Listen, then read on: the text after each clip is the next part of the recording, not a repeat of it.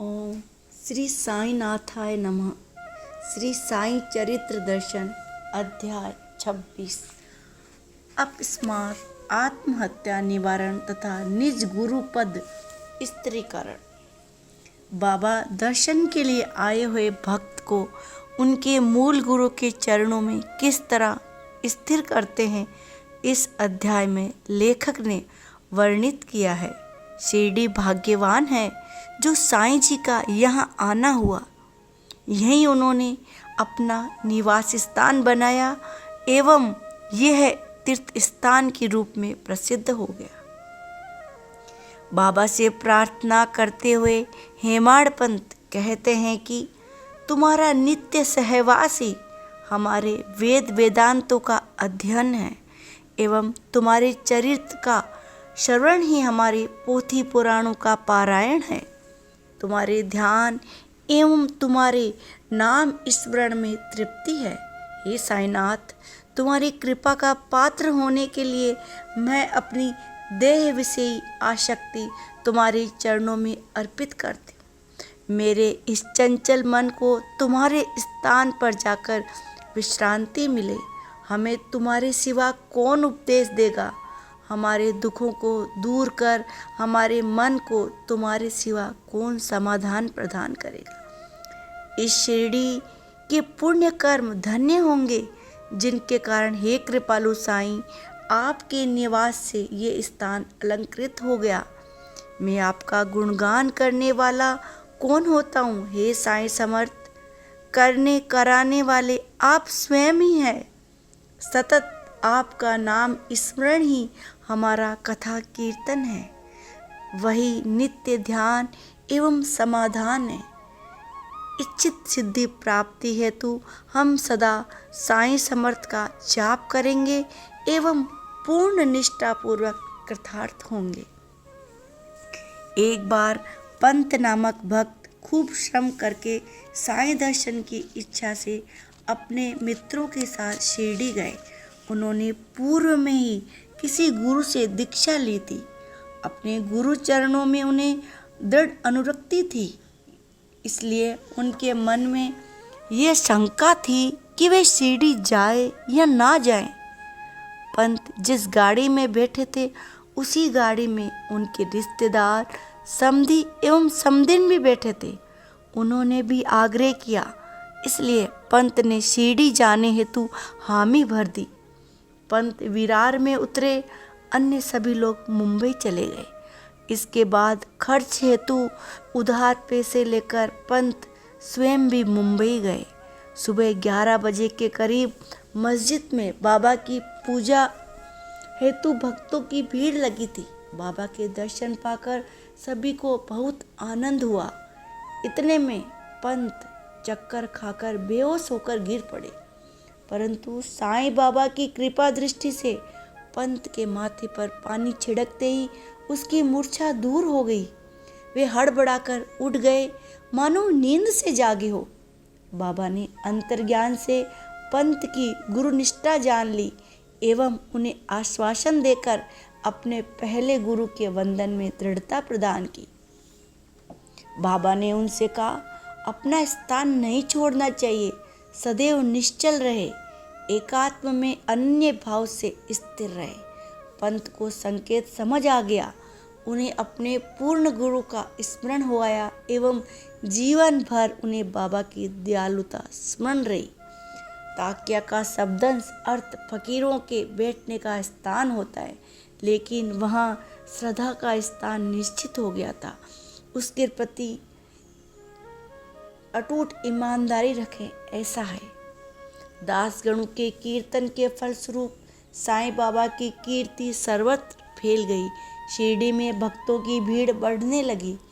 शिरडी को पंढरपुर की तरह महत्व मिलने लगा।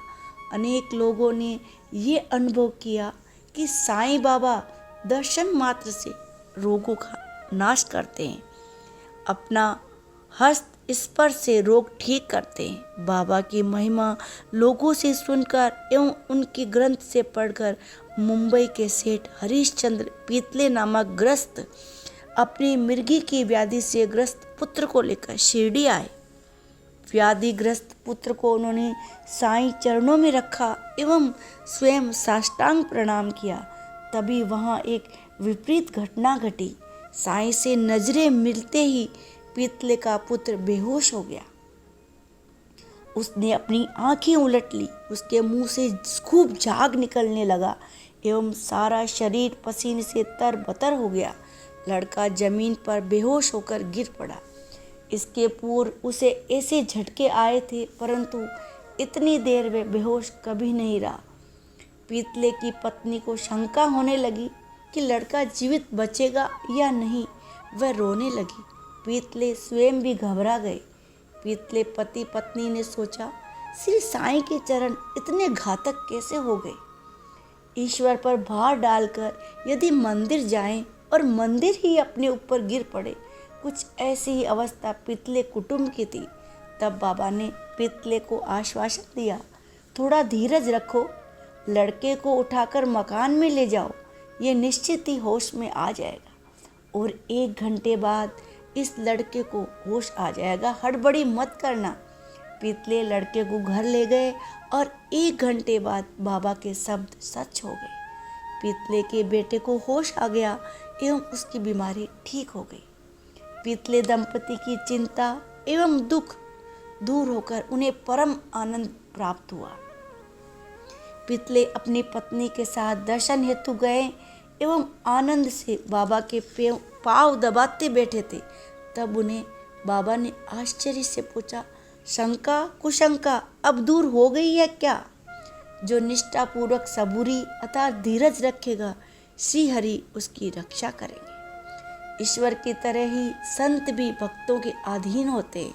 जो अनन्य भाव से उनका स्मरण करते हैं, उन पर वे कृपा करते हैं। इसके पश्चात वापस जाने के पहले पीतले परिवार मस्जिद में बाबा के दर्शन हेतु गया और उन्होंने बाबा की आज्ञा एवं उदी प्रसाद लिया। वे जाने के लिए निकल रहे थे, इतने में बाबा ने उन्हें पास बुलाया और जेब से 3 रुपये निकाल कर बोले, बापू, इससे पूर्व मैंने तुम्हें 2 रुपये दिए थे, उसमें ये 3 रुपये और रख एवं उनकी पूजा कर, उसके कारण तुम्हारा कल्याण होगा। पीतले के मन में प्रश्न उठने लगा, मैं तो पहली बार शिरडी आया, इससे पहले मैंने इसे देखा तक नहीं था, तो फिर मुझे 2 रुपये इन्होंने कब दे दिए।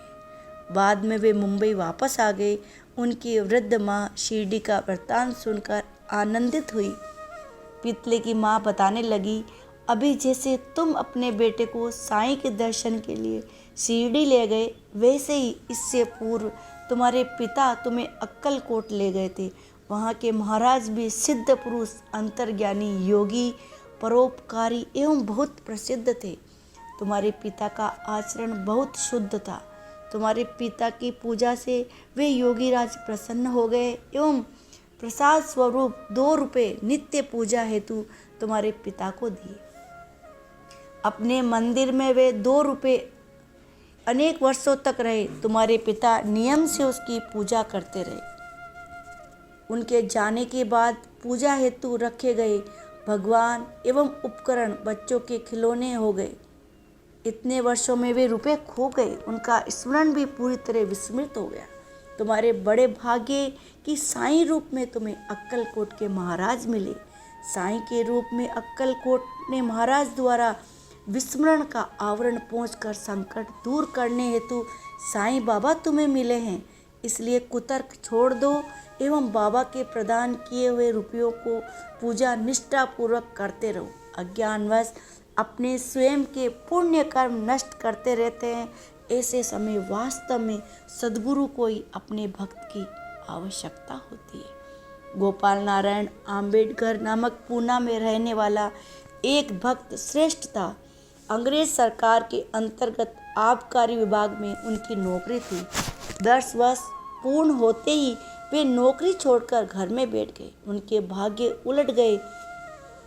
आम्बेडकर ने बहुत प्रयत्न किए, परंतु उन्हें दूसरी नौकरी नहीं मिली। आर्थिक स्थिति खराब थी। वे 7 वर्षों तक सतत शिरडी जाकर बाबा के सामने गिड़गिड़ाते रहे। कुटुंब सहित वे 2 माह शिरडी में रहे। उन्होंने निश्चित किया कि वे वहीं आत्महत्या करेंगे एवं कुएं में कूदने को तैयार हो गए। उस वक्त देखिए बाबा ने कैसे उन्हें इस कुविचार से परावर्त किया। आम्बेडकर जहाँ बैठे थे वहीं बाबा का सेवक खानावल वाला अपने घर की दहलीज पर आया एवं उन्हें कहने लगा, आपने अक्कलकोट के महाराज की पोथी पढ़ी है क्या? आम्बेडकर वे पुस्तक हाथ में लेकर पन्ना पलटने लगे। उसी समय उनकी मन स्थिति के अनुसार वैसा ही प्रसंग उनके सामने आया एवं उन्होंने उसे पढ़ा। एवं व्याधिग्रस्त भक्त ने महाराज अक्कलकोट के जीवित रहते समय उनकी बहुत दिनों तक सेवा की, परंतु व्याधि ठीक न होने पर परेशान होकर वे आत्महत्या करने हेतु रात में एक कुएं के पास आया। वे उस कुएं में कूद गया। इतने में महाराज स्वयं वहाँ आए एवं अपने हाथों से उन्होंने अपने भक्त को बाहर निकाला। उसे उपदेश देते हुए बोले, जो जो भोग लिखे वो सब भोगने चाहिए। अपने पूर्व कर्मों के अनुसार जो कुष्ठ अथवा अन्य व्याधि हो वे पूर्ण भोगने के सिवा आत्महत्या करने क्या मिलेगा। ये भोग अपूर्ण रहने पर पुनर्जन्म लेना पड़ेगा। इसलिए जो भोग है वह सहन करे, आत्महत्या मत करना। ये समयोचित कथा पढ़कर आम्बेडकर मन ही मन दंग रह गए। बाबा की व्यापकता देखकर वे लज्जित हो गए। अक्कलकोट महाराज की पोथी से संकेत मिलने में यदि विलंब हो गया होता तो आम्बेडकर का पूर्ण नाश हो जाता। साईं जैसा तारनहार हो तो उसे कौन मार सकता है। आम्बेडकर के पिता अक्कलकोट के स्वामी के भक्त थे। बाबा ने उन्हें ये अनुभव प्रदान किया, वही भक्ति वे आगे बढ़ाए। इसके बाद आम्बेडकर ने ज्योतिष शास्त्र का अध्ययन किया एवं साईं की कृपा से उनके अच्छे दिन आ गए। पूर्व की दैन्यता समाप्त हो गई। गुरु के चरणों में उनका प्रेम बढ़ गया। ओम साई राम।